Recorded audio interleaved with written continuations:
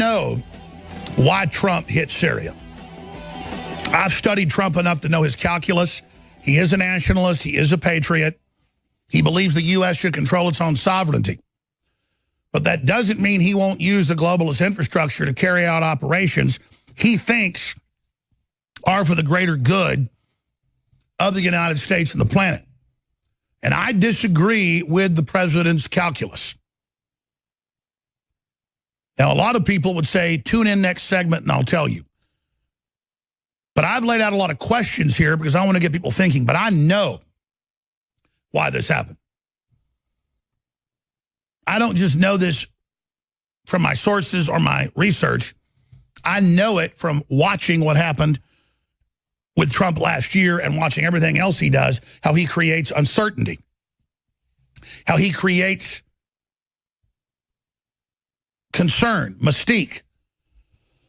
1 year ago, almost to the day, he struck with 59 cruise missiles a Russian airbase in Syria with no evidence that they'd launched a chemical attack. And then I said, this is about getting North Korea to the negotiating table. Well, it brought North Korea to the negotiating table, and now I told you 2 months ago, before it was even announced, that North Korea had already agreed to the basic terms of denuclearization and a unification with South Korea within a decade, and that he would be meeting with Trump. I got that from high-level sources. And over a month later, word for word what I told you came out. Now, this information I don't just get from sources because they're not even exactly sure what's going on, but I know.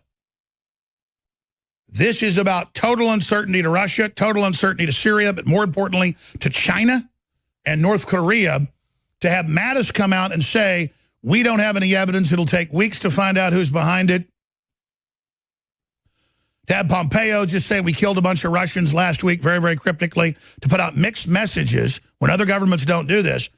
People call this bad coordination. No, Trump's bringing the economy back. Trump's broken the globalists. He's outsmarted a bunch of different groups. But I don't think you can do this with nuclear war and nuclear powers. I think at this point it becomes too dangerous, and I disagree with the president, though respectfully. So you got Mattis saying we're not going to strike. Trump knows full well that it's the rebels doing it. Trump announced a week and a half ago that he was going to pull out the next month, and this attack happens. Now, I know for a fact Trump blocked McMaster for a year wanting to take out Assad. And Trump told me they weren't planning to take out Assad. And Trump then later days after I told you that was in Bloomberg that he'd said no boots on the ground. So there is a very sophisticated calculus going on here. And it's for Russia, it's for Iran, it's for Syria, but it's really for China and North Korea to think, wow, General Mattis said they weren't going to strike. And then hours later they do. That means the president isn't listening to anybody.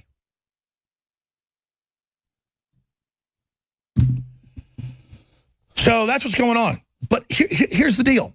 Even if it makes China and others sit up and pay attention, it makes North Korea roll over, you don't blame Assad and their regime that's fought so hard against Al-Qaeda and ISIS and radical jihad, and that's a doorway to Europe. When they have all those other enemies who are trying to bring down Syria, who are Israel, and I'm not Israel's enemy, but they are enemy with Syria going way back to Assad's dad. And you've got Turkey that's out of control and Erdogan pressuring us to do this. This is all about Trump having cake and eating it too. Okay, we'll hit some limited stuff. We'll tell the Russians where we're going to hit. They'll pull out days before. They'll have a bunch of rhetoric. We'll have a bunch of rhetoric. It'll put Iran on notice. It'll put North Korea on notice, and they'll roll over harder. But you got a tiger by the tail there. You're playing with fire. And you're allowing Al-Qaeda and ISIS to reconstitute. Trump says they're smashing them, but the truth, our military has taken them, rebranded them, and is getting them ready right there on the Iraq-Syrian border to start this whole thing over again. And you can think, well, maybe Trump doesn't know. Well, there's a lot of people in the government who don't let the president know what's going on. I got like 80-something employees. I can't keep track of it. But still, at a rhetorical level and at a iconography optics, visual level. This is a major ideological betrayal on something Trump knows completely. If he'd have been a little sideways on Syria, I still would have voted for him. But that he was so hardcore and understood what was happening and knew the globalists had created Al-Qaeda and ISIS and were destabilizing the border with Europe. And if he hadn't put out hundreds of tweets detailing it all, I wouldn't be so upset right now. We're going to open the phones up coming up. And you can agree with me, you can disagree.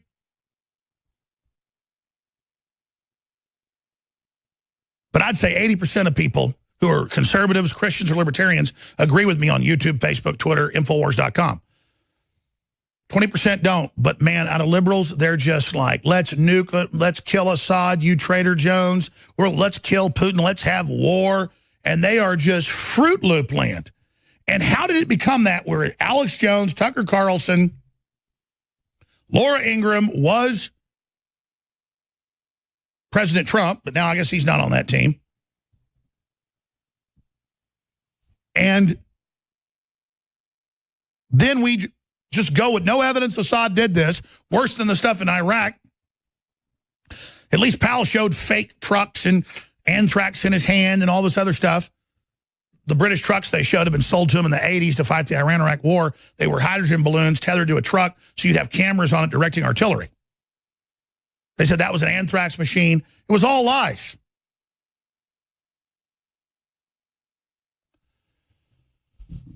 So I'm very decisive when it comes to issues, Second Amendment, property rights, Christianity, you name it. But when it comes to this, I get the world's a mess. I get there's different powers. I get there's different structures. It's geopolitical. And I'm glad Trump's getting Saudi Arabia to stop funding the globalists and, you know, getting them to stop funding jihadis they claim. But this is really about putting Saudi Arabia in charge in Syria. And it's a fundamental, off-the-rails change from what the president said he was going to do, and we're allying with bad people. Even if it sends a message to North Korea. I get all that. You know, people out there that look at the geopolitics, they go, Jones, you just don't get the larger ramifications of the region and what the message it sends. No, I get it all. The world's complex and out of control because we've got Machiavellians playing games. If you deal from a directness, chivalry, strength, honor, courage, will, historically, that's what creates civilization. All of this backstabbing and sneaking around and double dealing and duplicitous stuff is what you get out of inbred, mentally ill populations. And I'm sad for Islamic nations from Indonesia to Iraq to Pakistan. Muslims are 1 billion, 300 million people, but they account every year for 1/2 the deformities in the world. Pakistanis are less than 1% of the British population. They're 36%, 37% of the deformities because they marry their sisters and cousins and all the rest of it. And I want them to stop that, just like the British royalty stopped doing it. But there's a lot of mental illness. And you've got the Islamic view, the Arab view of the enemy of my enemy is my friend. This is all mental illness. And it's never going to stop, and it's never going to go away until people stop inbreeding. We have to wall it all off like you wall off rattlesnakes. And not try to tame the rattlesnakes and not try to do all this. And not, I mean, look, taking down Assad is the globalist UN plan to open the border up to Europe to make a major Islamic corridor through Turkey, which Turkey wants. Turkey wants to project Islamic power into Europe. They have Turkish parties in every area of Europe. They're already threatening to, quote, last year, burn down Europe if they don't let Erdogan be politically involved, to have parliamentary control. This is an Islamic UN globalist takeover allied with the whole Hollywood system. Nourish a probiotic-friendly environment in your gut with prebiotic fiber by INFOWARS Life. Help the good bacteria thrive and support overall digestive health with our specially formulated prebiotic fiber, a mixture of clinically studied and organic acacia, fruit, and flax fiber. Prebiotic fiber is soluble fiber that ferments in the gut to help feed good bacteria, which helps you digest food, absorb nutrients, and even support your immune system. INFOWARS Life's cutting-edge formula only brings you the highest quality, organic, and clinically studied ingredients.